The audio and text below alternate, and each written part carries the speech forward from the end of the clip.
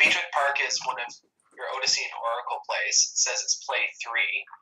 I thought this was one of your best plays that I've read thus far. The integration of Beechwood Park as the sanitarium for, who was it? Christine Morgan. Yeah. But I remember you telling me about the construction of this play and that you were originally going to focus on Christine Morgan. Yeah. And that Julie sort of just emerged as the better character. And I agree. It would have been a more traditional route to focus on Christine, who's sort of this evil little psychotic, whereas Julie is more of a conduit for both characters, and she has more of an interesting history with Danny Wagner. Well, this is a play that's similar to the earlier play that I did with the two sisters, the Lujack sisters. That play, let's see, what the hell was that one called? That was not Hung Up on It. That was Maybe After He's Gone. And so this was actually based on a real incident. I think I did a true life memoir on it. I used a different name for the character. This was a girl that threw a rock at this tall, skinny, ugly woman that she didn't like, and she was obsessed with this woman over the course of a few months. I guess she was 13 or 14. She was my age, so this was the late 70s. And one time she actually threw a rock, hit the woman, it like got her in the temple, and this woman who was 6 foot just dropped like a sheet, and all the kids in the neighborhood scattered, and I could tell that she was sort of traumatized what she had actually done, and I was the person who informed her husband and whatnot, and but I changed some of the details. Like I wasn't there until the ambulance came, but then this Christy, the one who I call Christy, the real life version, a few years later, I remember she got anorexic, and I think it was her kind of bizarre psychological punishment, her way of trying to identify with the skinny woman by becoming skinny. And so she ends up in the sanitarium in the play. In real life, it looks like she didn't, just like the real life basis for Aldo Vincetti in the Vincetti Brothers novel didn't really end up dying of an overdose. He apparently was injured in 9/11, though. So I was going to do a play on that. And then as I was doing it, the older sister, who in real life, the Julie Morgan character, I didn't know that well. Julie was the more popular sister. She was a year and a half, 2 years older than me and her younger sister. And she had been famous when I first moved to the neighborhood back in '74 as being the toughest girl in the neighborhood, just like Aldo Vincetti, or not Gino Vincetti in the Vincetti Brothers was famous for being the toughest boy. And I think I even have them mention Gino Vincetti in this play. I forget if this is the play that happens. But they do. Yes. Oh, they do, yeah. And so the Julie Morgan character is famous for beating up this supposedly tough guy, kid, when I first moved there. And so that was her claim to fame. So as I'm doing it, I'm saying, well, let's say that aside from the anorexia, that Christy ends up permanently sort of hospitalized.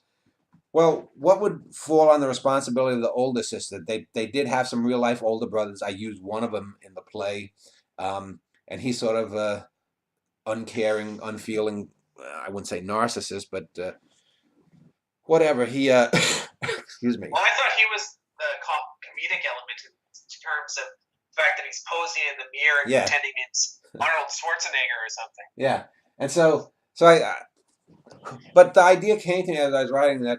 Would it be more interesting? I mean, the older sister I thought was the prettiest sister, but in real life I wouldn't have had a chance with her because 2 years is a big difference when you're in your teens. But I did make out once or twice with the younger sister. But in doing it, I tried I found myself more drawn to expanding fictively the Julie Morgan character because someone ending up in a nut house or crazy, that's so Blanche Dubois. And I was telling Jessica how, I watched the old Elia Kazan film of it, and I read it. And interestingly, in my latest play, my last play that you haven't read yet, I actually talk a bit about that play and how in the real writing of the play, the so-called rape scene isn't really a rape scene. It's written very ambiguously that it could be a seduction scene. And it's interesting that everyone has assumed it's a rape scene. But anyway, I didn't want to make Christy Morgan just sort of a third or fourth rate Blanche Dubois, or even just a second rate one. And so she, after the incident with the woman, she sort of fades in the background, and we get the sort of dilemma, the ethical dilemma that the oldest sister has to deal with, dealing with the doctors in a similar fashion to those that the Lujack sisters dealt with after when their brother was in the nut house. So that became sort of the, you know, I guess the focus of the play here. And then at the end here, let's see, we're talking about, she has a little soliloquy that ends here, talking Well, about. so, Christy also psychopathically attacks other children too, and there's almost this maniacal group of children that go around. And you're actually the most temperate of the bunch, but attacking a fat girl named Lisa and this other psychotic kid named Kieran, who's a closet homosexual, who's egging her on the whole time. Yeah, and those are again reworks. If you reread part of the Vincetti brothers, those characters are basically just renamed and reworked slightly from some of the kids in the Vincetti brothers that weren't as far gone as the Vincettis, but was still. And looking back on it, there were a lot of characters that were quite violent. I grew up in a very violent thing. Even the girls were violent. The girls, there's the stereotype of the New York, girl chewing her gum, bitch, you want to take me on, bitch, that kind of thing. And these girls, in a sense, were like that. But, this was where I took a real life thing, tried to put it a few decades in the future. And, we have Julie lamenting at the end of the play. She has a big, long soliloquy here as... well, before you get to the soliloquy, I wanted to talk about the parts that lead up to it first, because I thought that was probably the highlight of the play, was the long soliloquy, especially some of the images that are conjured within it. But there's also a sequence when she does throw the rock at Big Bird where you use slow motion.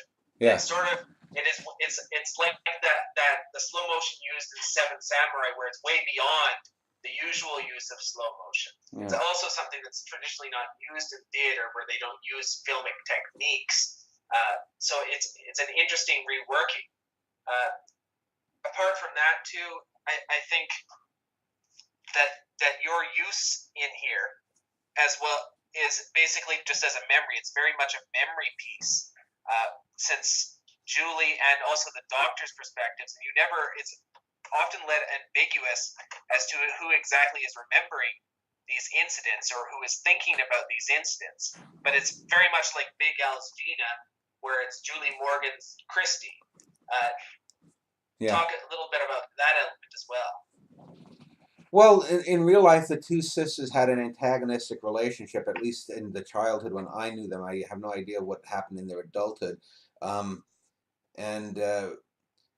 I wanted to, one of the things I've said before is I wanted to have greater female characterization. And I've had a number of sisters. I've had 5 or 6 pairs of sisters, most of the time bickering and whatnot. But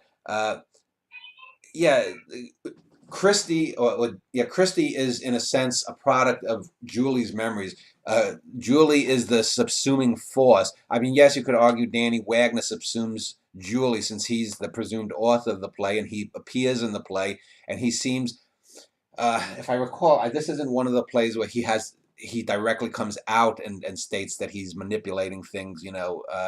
I recently rewatched, for example, Our Town. So Danny isn't in stage manager mode necessarily in this play, but yeah, you do get to the end, and we get a sense of Julie looking back, and this is one of those plays that I think people will enjoy because it has someone in a nut house and they'll go with that. But if you really look at it, it takes a vastly different tack than I think any other playwright would take, because it's not really exploitative. We don't really we don't see sort of One Flew Over the Cuckoo's Nest, where the the Christy Morgan is being tortured by the doctors and the nurses. We don't get that. It's more about what Julie perceives her life to be, her sister's life to be, and so forth. And We I see a few scenes where Christy is laconic, but it's mostly concerned her youthful image rather right. than her adulthood.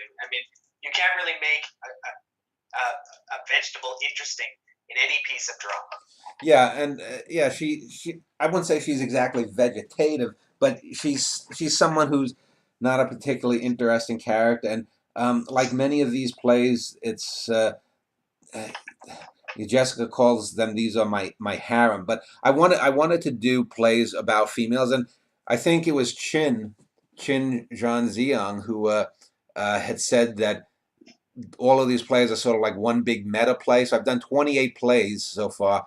27 of them have an appearance at least of Danny Wagner, even if it's minor.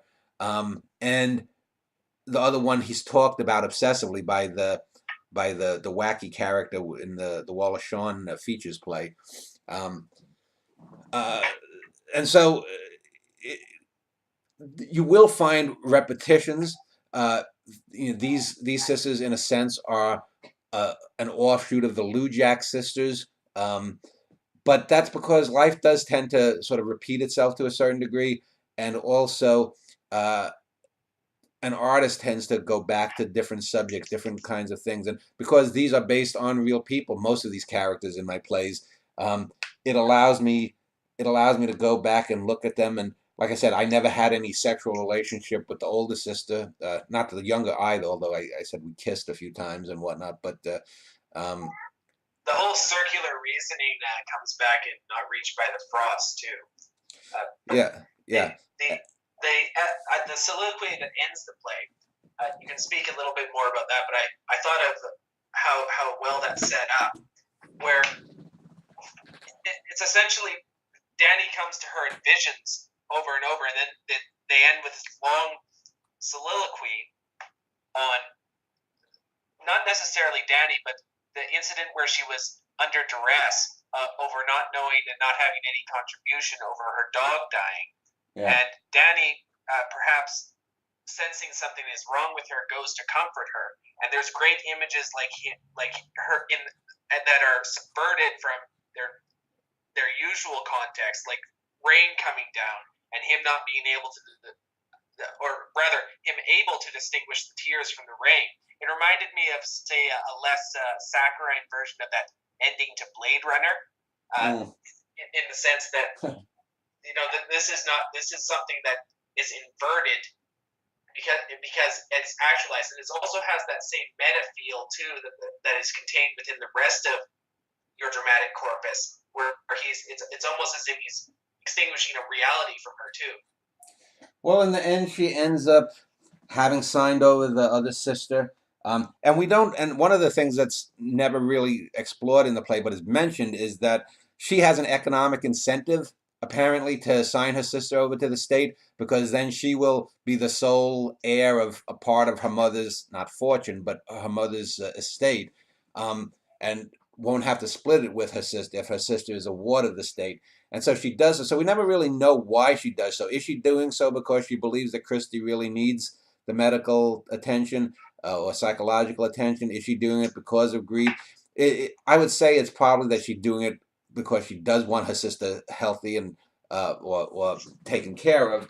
But in the end, actually, I was thinking of, speaking of Wallace Shawn, I was thinking of the end of My Dinner with Anne, because in the last paragraph she goes, there was Chrissy at the altar with Father James. There was Timmy and me when he pulled my pigtails and tried to dip one in the cake batter Mom had made. There was Mr. Emoto yelling at me when I accidentally spilled coffee on the fax machine. There was Johnny Guzwicki in the pizza bar. So she has this series of memories that she's describing to the audience that, these characters don't matter.